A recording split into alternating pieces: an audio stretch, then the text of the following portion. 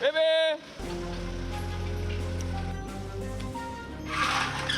male, we call him Puntung, and then this one is Teja and Bayu, the female. Belum. Luaran dia yang nampak lusuh, nampak lama. Tapi bila kita cantikkan, kita guna teknik yang cantik tertentu, benda tu sebenarnya boleh lagi dicantikkan dan punya harga sebenarnya.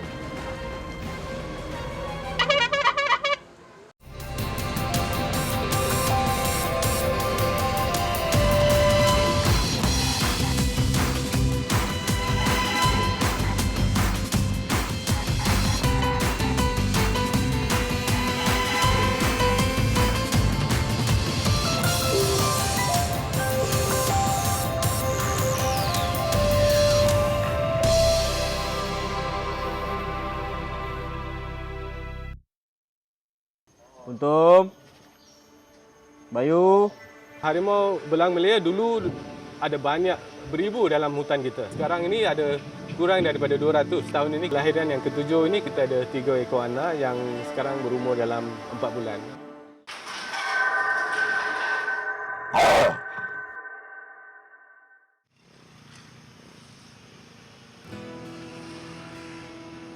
Zoo Taiping, destinasi pelancongan terkenal di utara semenanjung Malaysia. Sejak pintu zoo ini dibuka pada 1962, ribuan pengunjung telah datang ke sini melihat haiwan-haiwan dari seluruh pelosok dunia.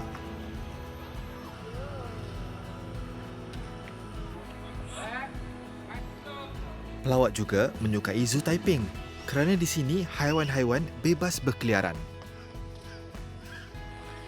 Dan tapak pameran juga direka mengikut habitat asal. Maka tidak hairanlah rakyat Malaysia memilih zoo bersaiz 34 ekar ini antara lokasi percutian nombor 1 mereka. Hari ini, Zoo Taiping juga berperanan penting sebagai sanctuary untuk hampir 1,300 ekor haiwan dari 140 spesies. Yang ramai nanti-nantikan adalah atur cara yang bakal berlangsung di ruangan pameran yang dinamakan Seksyen 6 ini.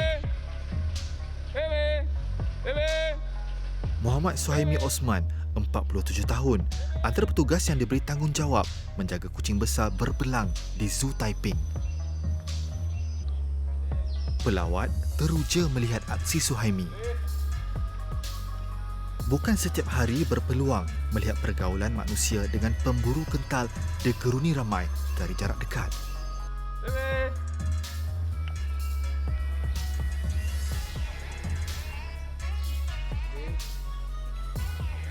Baby, nama harimau belang betina ini. Ia antara 3 ekor harimau dewasa di Taman Mergas Tua tertua di Malaysia. Baby, ikon penting Zoo Taiping.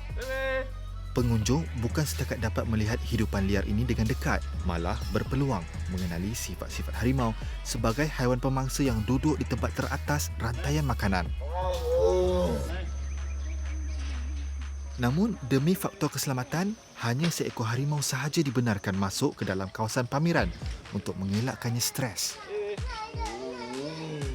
Menurut Suhaimi, penjaga zoo harus mengambil kira sifat semula jadi harimau yang biasa banyak menghabiskan masa memburu dan bersendirian di hutan belantara. Oleh itu, Suhaimi akan sentiasa mengawasi Baby supaya sepanjang tempoh mamalia ini berada di kawasan pameran tidak memberi kesan negatif kepadanya.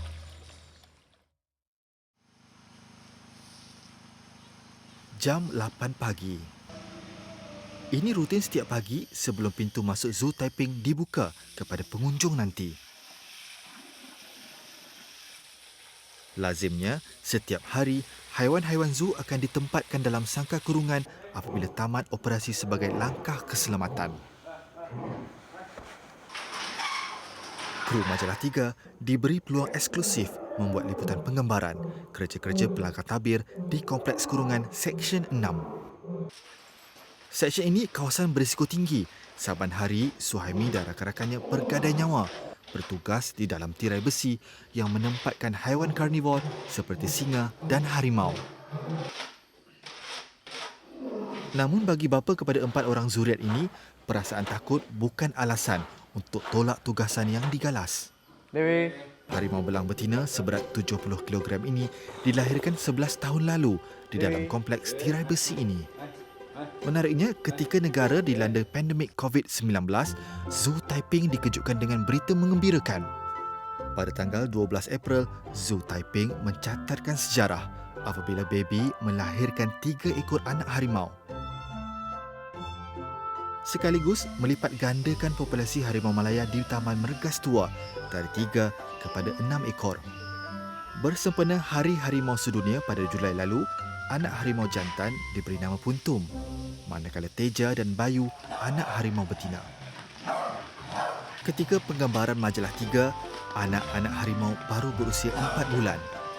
Suhaimi dan Muhammad Nasrul Syafiq antara 3 orang petugas menjaga kebajikan haiwan berkenaan di dalam premis ini. Puntum, Teja dan Bayu kini kebanggaan Zoo Taiping kerana anak-anak harimau ini bukti program pembiakan harimau dalam kurungan berjaya. Menurut rekod, ini kali ke-7 anak harimau berjaya dilahirkan sejak program ini dimulakan sedekad lalu. Yang seko yang menghadap ke sini ni adalah yang the male. We call him Puntum, and then this one is Teja and Bayu, the female. Yang female dia ikut sini lah. Okey, daripada diorang lahir dulu, kita tahu yang jantan tu, because dia ada one karakteristik, lengan dia sangat besar. So from there we know that yang tu yang male lah. Memang kita check pun memang dia jantan. And then yang female ni masa kecil dia a bit small. Kita boleh compare because selalunya jantan akan lebih besar daripada betina lah. And then 2 betina ni ada 2 karakteristik berlainan. Satu yang belah kanan sekali ni memang kuat tidur daripada kecil, memang every time kita try to get shots untuk ambil gambar pun dia akan tidur all the time. And satu lagi yang tengah-tengah tu yang paling garang sekali. Daripada kecil memang kita orang tengok even nak handle dia pun memang dia a bit agresif lah, and then dia garang a bit. So kita orang ingatkan yang jantan lebih garang. So bila kita tengok our baby cubs ni yang betina yang lebih garang. So nak kata kalau tengok daripada rupa karakteristik, I think yang garang tu menyerupai ibu dia kot. Muka pun macam lebih kurang, I mean the white markings on the face macam menyerupai ibu dia lah. Pada tanggal 18 Mac lalu, berikutan pelaksanaan Perintah Kawalan Pergerakan PKP sebagai langkah menyekat penularan pandemik COVID-19, pintu masuk Zoo Taiping buat kali pertamanya ditutup kepada orang ramai. Namun, keperluan haiwan di dalam zoo tidak diabaikan dan kerja pemantauan berjalan seperti biasa. Taman haiwan ini kemudiannya beroperasi seperti sedia kala. Setelah PKP, pemulihan diisytiharkan pada 10 Jun. Suhaimi dan Nasrul tidak menang tangan menjaga tahap kebersihan di Seksyen 6 supaya ia sentiasa pada tahap terbaik, lebih-lebih lagi dengan ketibaan 3 ekor bayi harimau. Pihak pengurusan zoo telah memperkenalkan beberapa pembaharuan seperti rupuk kering untuk keselesaan penghuni barunya. Tengok kat sini, actually adalah bilik yang kita gunakan untuk ibu harimau dan anak harimau tu stay lah. At least daripada umur dia, daripada lahir sampai ke umur 4 hingga 5 bulan. Kalau kita sini, kita akan letakkan some plywood kat sini and ada batang kayu. Dan kalau kita tengok sini pun, ada kita sediakan rumput kering. Okay, rumput kering ni because pada umur dia kecil lagi, dia akan berak kencing apa semua. Kita nak biar rumput kering ni absorb so that it won't be very sangat lembab ke apa. So benda lembab ni akan mendatangkan masalah lain kepada haiwan ni lah. And then kalau masa dia kecil dulu, kita akan block everything here tau. So takkan ada view luar. So rimau tu dan juga anak-anak dia akan rasa selamat dan rasa tenteram sikit lah because tempat agak tertutup. So what we do is we block and then gradually we remove a bit. Sikit-sikit kita buang plywood ni because kita nak bagi anak ni biasakan dengan manusia, dengan kaki tangan, dengan vet and unit veterinar lain yang datang ke sini lah. Suhaimi, warga kerja lama Seksyen 6. Dia mula berkhidmat di sini pada 2010. Walaupun kira di lapangan ini penuh dengan cabaran, Suhaimi tidak mengeluh, malah menganggap peluang ini sebagai satu amanah menjadi peneman setia baby. Dewi. Berbekalkan ilmu yang diperolehi, veteran zoo ini kini memegang watak baharu. Seorang jurulatih mendidik anak murid selok-belok menjaga pemburu karnivor berkenaan. Suhaimi tidak lokek ilmu. Saban hari, baby perlu ditempatkan di kawasan pameran Seksyen 6 untuk tatapan pengunjung zoo. Go Dewi. Namun proses ini menuntut banyak kesabaran. Baby, walaupun penghuni lama di sini, namun ia enggan memberi kerjasama seperti yang diharapkan. Mungkin Baby baru saja menjadi ibu dan agak keberatan berpisah jauh dengan anak-anaknya. Situasi ini ada kalanya mengundang risiko kepada veteran zoo ini. Kena cakau sikit-sikit, biasalah tu. Kan kita nak bermesra dengan dia. Kadang-kadang harimau ni dia bergurau, tapi dia bergurau bukan macam kita bergurau melalui suara ni. Tapi binatang ni dia bergurau macam dia ni kuku dia tu tajam lagi. Dia ingat dia bergurau tapi dia dah ni sikit-sikit tu, biasalah. Bau dan suara. Itulah rahsia Suhaimi mendekati pemburu gigi taring tajam ini. Baby akhirnya akur dengan arahan penjaganya. Puntum. Setelah selesai dengan Baby, Suhaimi dan Nasrul mula mengalihkan tumpuan mereka kepada si kecil pula. Puntum. Ini peluang keemasan Nasrul, belajar teknik jadi warden harimau yang lebih mantap. Berusia 27 tahun, Nasrul memulakan kerjanya di zoo ini 3 tahun lepas dan dia baru bertukar ke Seksyen 6 pada Mei lalu. Cabaran Nasrul hari ini memujuk Puntum, Teja dan Bayu masuk ke dalam ruang latihan. Puntum. Puntum. Bayu. Tapi proses ini tidak semudah seperti yang dijangkakan. Mungkin faktor usia, anak-anak harimau masih was-was apabila diarah masuk ke dalam persekitaran baharu bahagian tirai besi ini. Rutin latihan ini penting bagi mendidik ia berdikari dan supaya keseluruhan kawasan Seksyen 6 tidak lagi asing buatnya.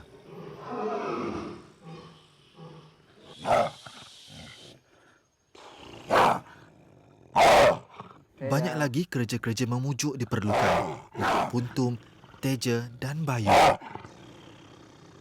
Mula-mula kita akan suruh ibu dia keluar dulu kan. Untuk tarik anak-anak dia keluar balik. Untuk keluar ke pameran ataupun untuk masuk ke dalam kurungan balik lah. Buat masa ni belum untuk lepaskan lagi untuk ke pameran.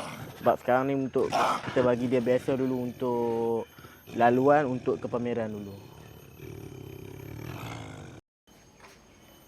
Kehadiran kelibat Baby, walaupun terpisah dengan pagar, sedikit sebanyak berjaya meredakan kerisauan anak-anaknya.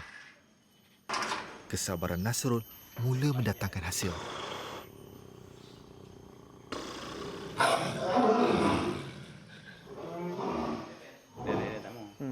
Walaupun misi Nasrul berjaya, anak jati Taiping ini tidak pernah memandang enteng setiap situasi yang harus diharunginya. Sebagai petugas zoo, tiada ruang untuk alpa bila keselamatan diri menjadi taruhan.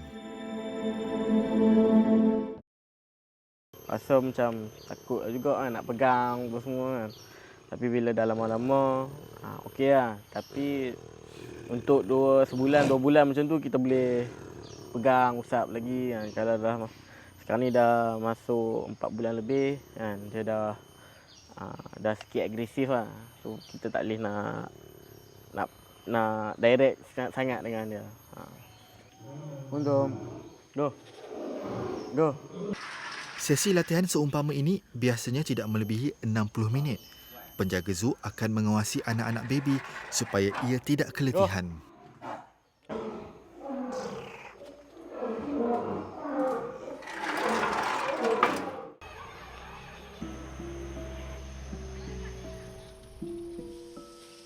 Usai sesi latihan, tiba masa Puntum, Teja dan Bayu diberi ganjaran.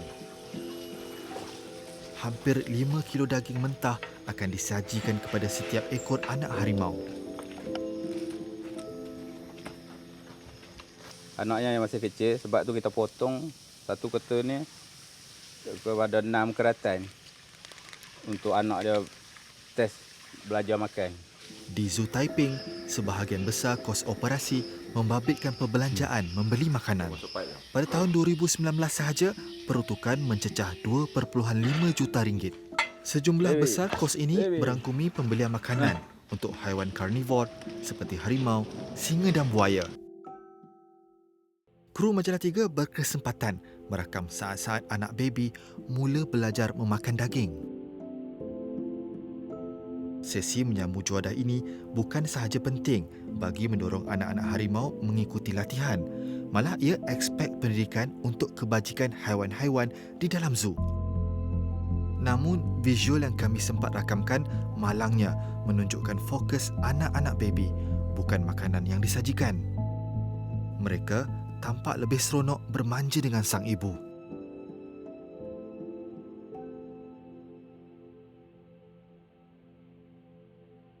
Aspek pembesaran, khususnya fasa membentuk perwatakan anak-anak harimau, kini agenda nombor 1 kaki tangan zoo. Latihan mendidik puntung, teja dan bayu memakan daging dimulakan apabila ia mencapai tempoh perceraian susu iaitu berumur 3 dan 4 bulan. Kita kena latih dia bagi makan lah, bagi makan. Lepas tu kita ajar panggil nama dia. Kita train dia. Macam mana nak ubah dia. Dia dah kenal kita, dia boleh faham sikit. Macam itulah interaksi kita dengan binatang melalui bau dengan suara kita. Proses pembesaran anak-anak harimau dan kebajikan baby sentiasa mendapat perhatian penuh kaki tangan zoo, termasuklah pegawai veterina. Actually sekarang ni diorang dah sampai umur dah lingkungan 4 bulan lah, 4 bulan few days. And then tempoh perceraian susu ataupun weaning period di mana anak harimau ni dah start makan solid food macam daging ayam atau daging lembu tu. Selalunya lepas umur dia 2 bulan setengah hingga 3 bulan. Selalunya umur dia 2 bulan setengah tu dia start try nak makan makanan daging tu lah. Mak dia akan datang and bawa and try to ajar anak dia makan daging lah. But now umur dia dah dekat 4 bulan tu, I can say that dia dah almost 100% on makanan solid ataupun makanan daging lah. So kita dapat tahu because masa kecil bila dia on diet susu saja, badan dia akan more plump and macam more gebu sikit lah. And then bila dah start makan solid food tu ada more protein. Dalam demi daging kita akan nampak ada muscling ataupun kenaikan daripada otot pada badan-badan dia lah. So maknanya kita tahu dia dah start makan protein diet. Dan kita kena bagi tulang sekali because tulang tu adalah source of calcium untuk anak-anak harimau ni. Because masa dia minum susu, dia dapat calcium 100% from the susu. So bila dia dah cerai susu ni, untuk continue bagi tulang kalsium kepada dia untuk pertumbuhan tulang, kita bagi dia makan tulang. Pagi ni kami sedang menyediakan sumpit ataupun dat untuk kita pemberian suplemen kepada ibu harimau. Blow.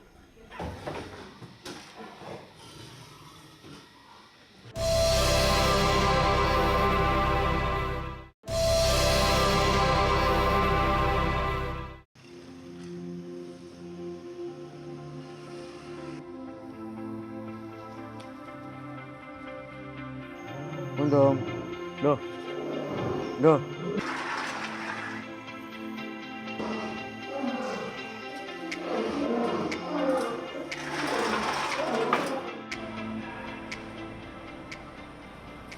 Di sini, tempat Dr. Zoo berbakti.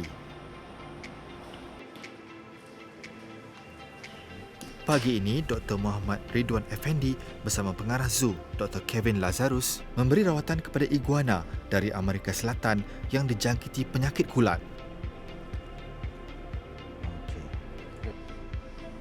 Sebagai pegawai tertinggi Zoo Taiping, Dr. Kevin berperanan penting memajukan zoo ini sebagai pusat pelancongan terkenal di seluruh Malaysia. Namun bukan itu sahaja sumbangan besarnya. Dr. Kevin antara insan yang diiktiraf sebagai pakar konservasi. Dan yang paling dibanggakan ialah kejayaannya menubuhkan sebuah institusi pemeliharaan untuk haiwan liar yang terancam.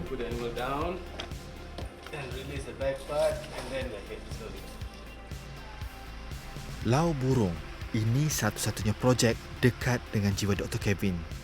Ia rumah kepada hampir 40 ekor burung botak upih. Menurut Dr. Kevin, spesies unggas ini hampir pupus pada tahun 90-an apabila habitatnya di pantai barat semenanjung Malaysia semakin terancam.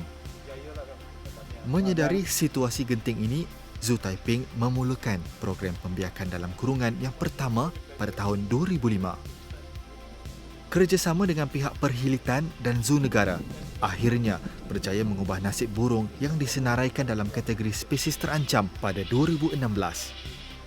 Sebanyak 10 ekor burung botak upih telah dilepaskan ke kawasan Payu Bakau di Kuala Gula, Perak pada tahun tersebut. Salah satu spesies yang sangat penting untuk dilaksanakan pembiakan dalam kurungan adalah harimau belang Malaya. Sebab harimau belang Malaya dulu ada banyak, beribu dalam hutan kita. Tapi survey yang terkini yang kita dapat maklumat adalah sekarang ini ada kurang daripada 200 dalam hutan-hutan di semenanjung Malaysia. So ini adalah satu bilangan yang sangat membimbangkan dan kita telah berjaya lah tahun ini. Kita ada kelahiran yang ke-7. Kita telah membuat pembiakan untuk jangka masa yang panjang, dan kelahiran yang ke-7 ini kita ada 3 ekor anak yang sekarang berumur dalam 4 bulan.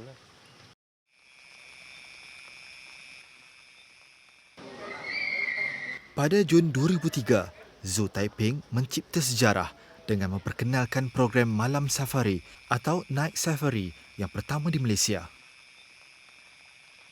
Menariknya, konsep terbuka pameran baharu ini memberi pelawat pengalaman berbeza seperti melihat kehidupan haiwan zoo pada waktu malam.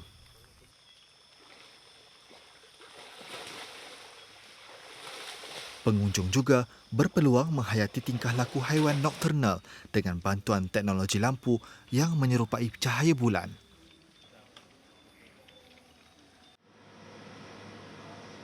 Bagi penjaga zoo veteran selama 17 tahun ini, kerjanya belum selesai walaupun dia telah mula bekerja sejak jam 8 pagi tadi. Suhaimi ada tugasan penting, iaitu sama ada persembahan utama Night Safari pada malam ini berjaya atau sebaliknya terletak pada bahunya.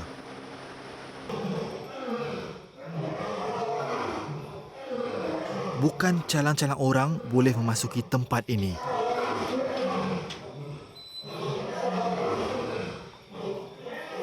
Ia kawasan larangan, kecuali untuk petugas khas seperti Suhaimi sahaja. Jika cuai, pasti mengundang maut dalam sekelip mata kerana ini alam baby bermaharaja lela. Pun begitu, ruang Seksyen 6 ini umpama bilik kebal dan semua pintu dikunci bagi mengelakkan sebarang kecelakaan berlaku.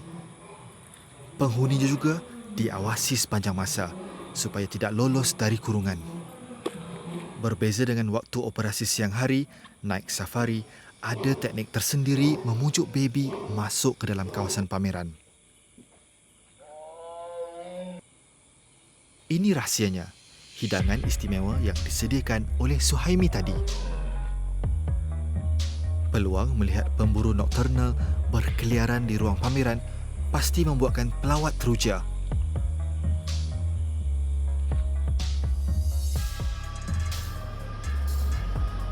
Majalah 3 berkesempatan mengenali dengan lebih dekat skop kerja sebenar seorang doktor haiwan di zoo. Menariknya, tugasan mereka tidak terbatas kepada aspek-aspek memberi rawatan sahaja. Selain merawat penyakit dan kecederaan, mereka juga perlu mengawasi kesihatan hidupan liar, terutamanya ibu-ibu haiwan yang menyusu dan anak-anak kecil di zoo supaya sentiasa pada tahap baik.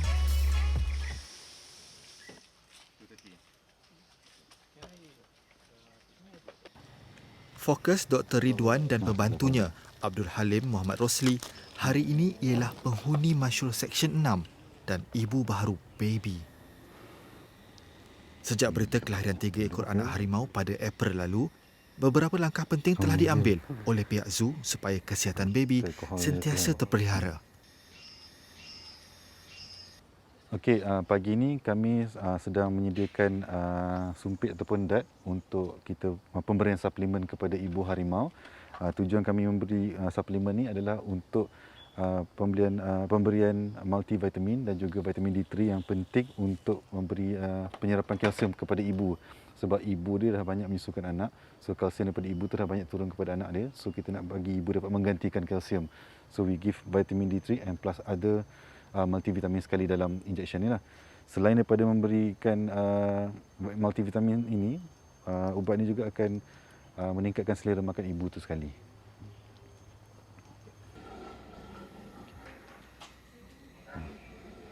Berbeza dengan pesakit di hospital, langkah paling bijak dalam pemberian ubat dan zat berkhasiat kepada kucing besar seberat 70 kg ini memerlukan sedikit inovasi daripada pasukan perubatan dan bakat menggunakan daya hembusan. Blow.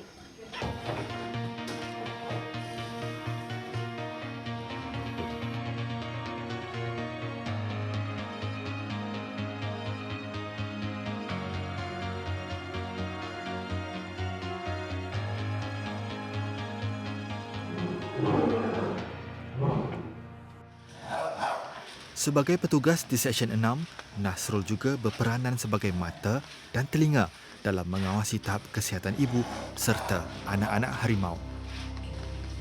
Pagi ini, Nasrul mempunyai tugas membantu tim Dr. Ridwan memenuhi misi penting.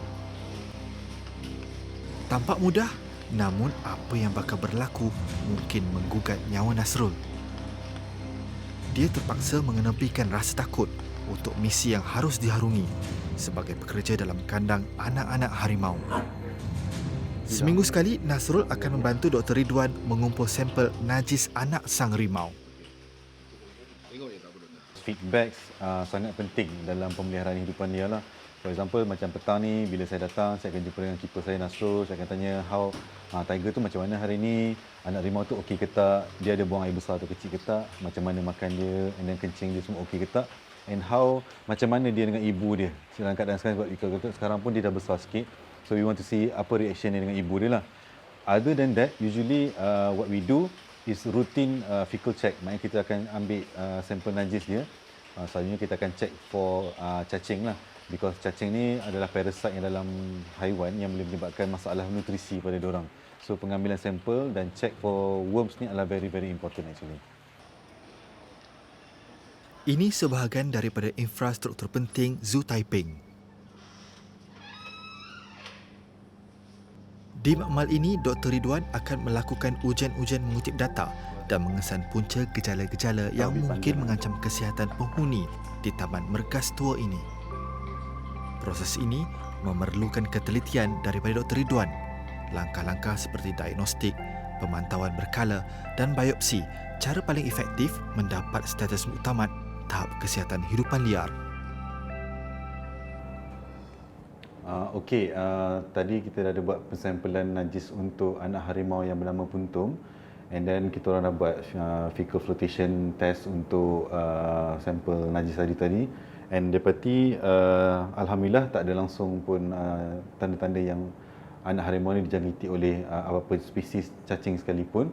Dan biasanya kita akan buat pensampelan ni sebulan 4 kali ataupun kita dapat buat 2 kali sebulan pun sudah cukup memadai. Pada hari akhir penggambaran kami di Zoo Taiping, kami diberi peluang sekali lagi menyertai sesi latihan bersama baby dan anak-anaknya di Seksyen 6. Setelah sekian lama proses latihan, hari ini ia berjalan dengan lancar. Anak-anak harimau tidak segan lagi apabila dipujuk keluar bersama baby dari kandang kurungan. Mereka maju setapak lagi dalam kitaran hidup sebagai haiwan peliharaan dalam kurungan. Pencapaiannya kecil tetapi penuh bermakna. Ini hasil daripada dorongan dan titik peluh individu-individu yang bergelar penjaga zoo. Alah bisa tegal biasa. Nasrul juga tampak semakin yakin dengan cabaran yang diharunginya. Bagi pemuda berasal daripada Taiping ini, bekerja di Seksyen 6 telah membuka pelbagai peluang memperbaiki diri sebagai seorang penjaga haiwan. Namun apa yang bermakna bagi Nasrul ialah kesempatan untuk mengenali dengan lebih dekat anak-anak harimau di bawah jagaannya. Ini penting kerana dia antara orang pertama melihat kelibat 3 ekor anak harimau di Zoo Taiping pada bulan April lalu.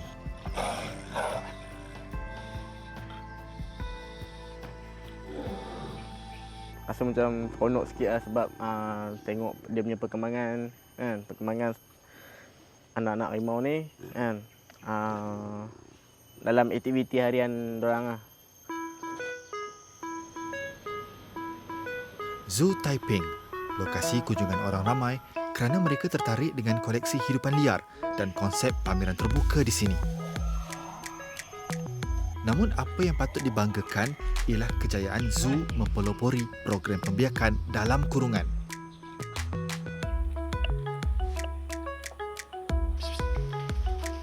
Pencapaian yang diperolehi melalui program ini berjaya menambahkan bilangan populasi harimau Melaya di Taiping dan secara tidak langsung memberi sedikit harapan kepada usaha menambah bilangan harimau belang di Malaysia. Tetapi hakikatnya program konservasi melalui pembiakan dalam zoo bukan jawapan mengatasi masalah kepupusan harimau di habitat semula jadi.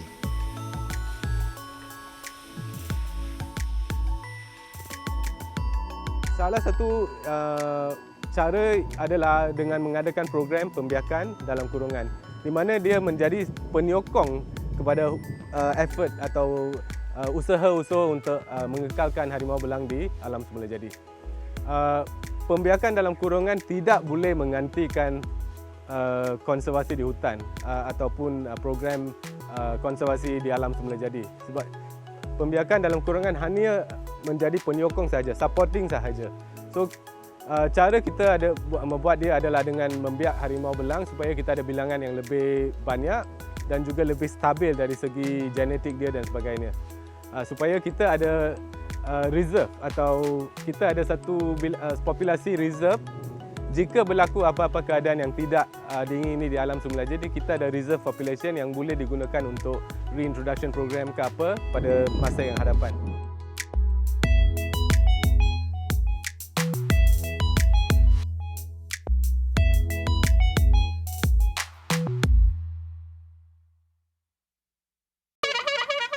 Pada permulaan saya pun tak sangka ia boleh menarik perhatian dan menjadikan satu benda yang unik. Saya mula cantikkan, buat balik refurbish. Mereka dah nampak benda tu ada hasil.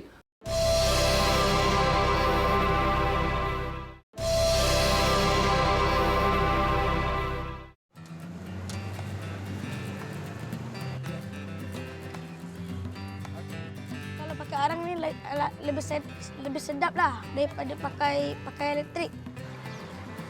Kalau ikutkan perjalanan umur basikal ni dah 50 tahun. Jadi saya nak kongsikan pada generasi sebaya dengan anak-anak saya ni supaya mereka tahu menghargai barang-barang yang lama ni, jangan suka hati dibuang.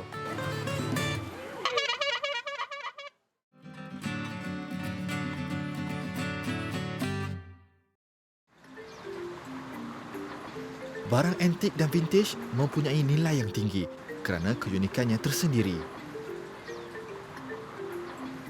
Oleh itu, kebanyakannya dijadikan sebagai barangan perhiasan kediaman dan disimpan rapi. Namun, lelaki berusia 41 tahun ini menggunakan koleksi basikal antiknya dengan cara yang berbeza.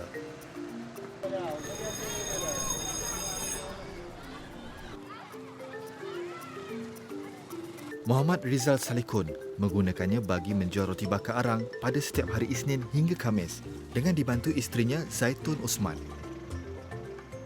Gaya penjualan roti bakar di India menjadi pencetus idea. Perniagaan ini dimulakan di Seremban, Negeri Sembilan pada tahun 2014.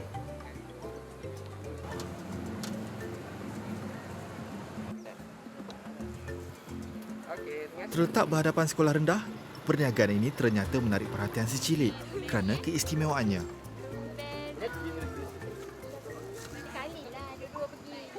Pakai arang ni dia bakar macam banyak-banyak sikit lah. Tapi kalau pakai arang ni lebih sedap lah daripada pakai elektrik. Tapi kalau pakai arang dia rasa macam ada rangup-rangup sikit.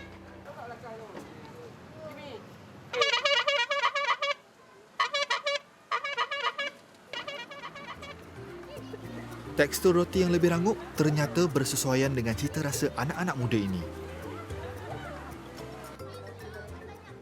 Dah banyak kali dah beli kat sini sebab rasa dia lain sebab dia masak menggunakan arang. Selain itu, perniagaan ini juga dapat memberi pendedahan kepada pelajar mengenai rekaan sebenar basikal klasik yang jarang ditemui.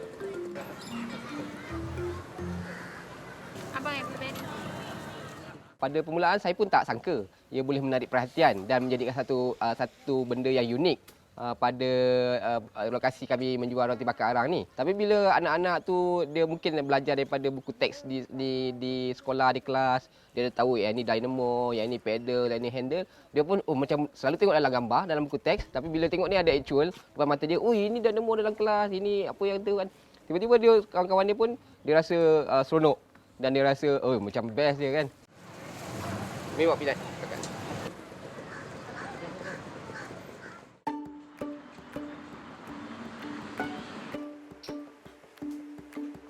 Bagaikan galeri, di setiap ruang kediaman Rizal dipenuhi dengan barangan vintage. Menyimpan koleksi jam adalah titik permulaan bagi bapa kepada 5 cahaya mata ini dalam mengumpul barangan antik.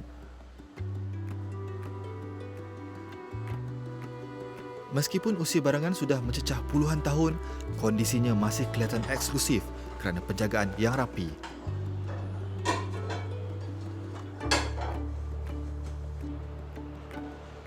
Kalau pinggan mangkuk lama ni kita istilahkan sebagai satu barang yang biasa kita pakai pada tahun sekitar tahun 70-an di rumah-rumah di kampung-kampung lah. Jadi bila saya sudah dewasa, saya lihat barang tu bersepah di sana sini. Jadi saya kumpulkan dalam satu tempat dan saya letak di dalam almari untuk saya displaykan sebagai perhiasan lah.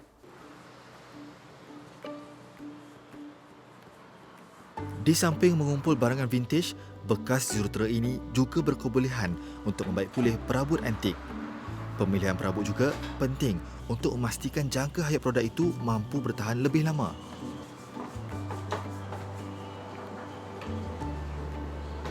Setiap perabot yang kelihatan usang akan diberi nafas baru dan dijual semula jika terdapat permintaan daripada warga Negeri Sembilan.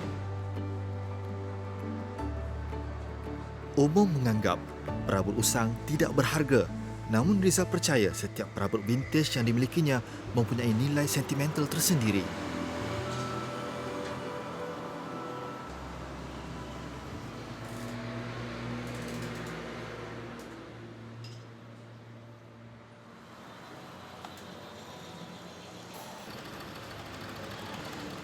Mungkin orang tak faham kenapa kita macam kita sepah rumah dengan perabot-perabot lama yang tak nampak cantik. Tapi bila saya mula cantikkan, buat balik refurbish, kita ambil gambar cantik-cantik, tunjuk dalam Instagram, Facebook, mereka dah nampak benda tu ada hasil. Maknanya daripada buruk tu boleh dicantikkan sebetulnya. Sebenarnya daripada dulu tak faham benda tu, kita cuba beri pendidikan pada pelanggan, pada orang luar bahawa sesungguhnya hanya luaran dia yang nampak lusuh, nampak lama. Tapi bila kita cantikkan, kita guna teknik yang cantik tertentu, benda tu sebenarnya boleh lagi dicantikkan dan punya harga yang sebenarnya.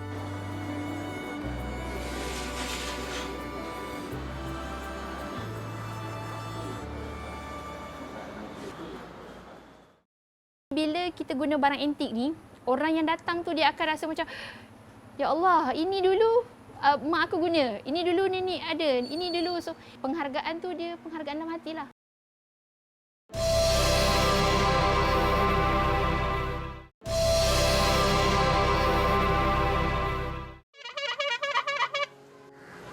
Abang yang boleh.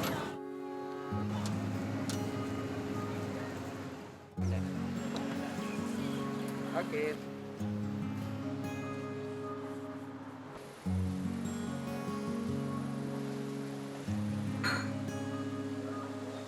Pasangan suami isteri yang juga anak kelahiran Johor ini berkongsi minat yang sama.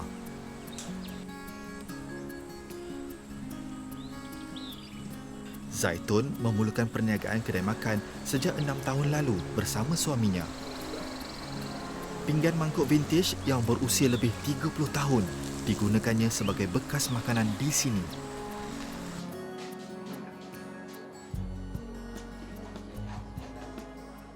Saya dididik oleh seorang peniaga. Bapa saya seorang peniaga. Jadi, dia mengajar kita perlu menghargai setiap apa yang ada. Selagi kita boleh guna, kita akan hargai. Kalau dulu kami punya barang-barang lama tu, memang sampai ke sekarang pun ada lagi yang akak masih simpan. Maksudnya selagi akak boleh guna, akak akan guna. Bila akak guna tu, akak akan ingatlah segala pesanan daripada ibu bapa kita kan. So itu akan memberikan kita satu garisan panduan. Kedai makan berkonsepkan rumah ini menggunakan jenis kayu yang berusia 40 tahun. Reka bentuk menyerupai rumah kampung dan penggunaan pinggan mangkuk antik antara tarikan utama di sini.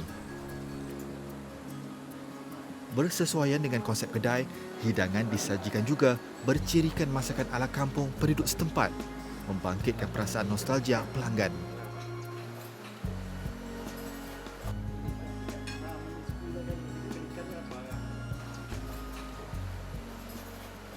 Sebenarnya dia macam ni, dia datang dari dalam hati. Bila kita bagi orang guna, orang yang menggunakan tu dia tahu menghargai. Sebenarnya barang-barang lama ni membuatkan kita teringat zaman dulu-dulu kita kan. Kita punya nostalgia, kita punya memori. Tapi bila kita guna barang antik ni, orang yang datang tu dia akan rasa macam, ya Allah, ini dulu mak aku guna. Ini dulu nenek ada. Ini dulu. So, penghargaan tu dia penghargaan dalam hati lah.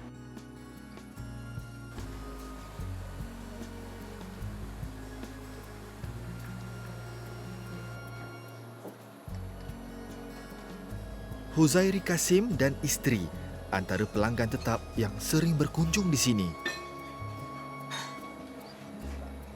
Pasangan ini sanggup memandu sejauh 69 km bagi merasai sendiri pengalaman berharga di sini. Kedai ni memang special lah. Saya kenal pun dekat PFB. Jadi pergi tengok dia ada macam ialah presentation, dia punya vintage style. Kita tengok lepas tu makanan ni style kampung-kampung kan. Kita nak rasa tu kalau nak balik kampung susah kan. Macam dulu tak dulu lah kita rasa macam kita tua pula kan. Tapi kalau kita pergi datang, kita jumpa kat kampung pun belum tentu kita dapat pun. Sebab tak ada ramai yang ada gelas-gelas macam ni, yang macam ni. Tak ada. Susah nak dapat tu. Rare lah. Kualiti masakan di Kafe Anjung Karat ini dititik beratkan seiring dengan penjagaan perkakas vintage yang digunakan.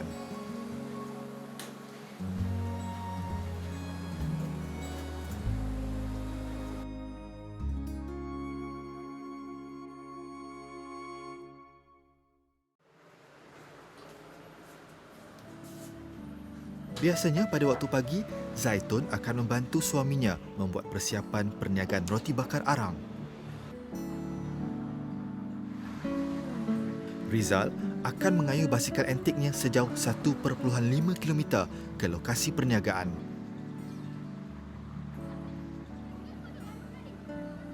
Keadaan fizikal basikal yang masih kukuh membuktikan barangan antik masih boleh digunakan jika mendapat penjagaan yang rapi.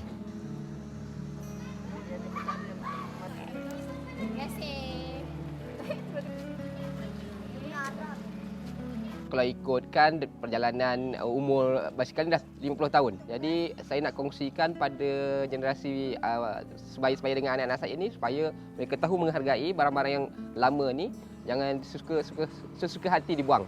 Kita boleh jaga dan kita boleh cantikkan dia, dan pada masa yang sama dan tak mustahil dia boleh jadikan sumber pendapatan pada kita.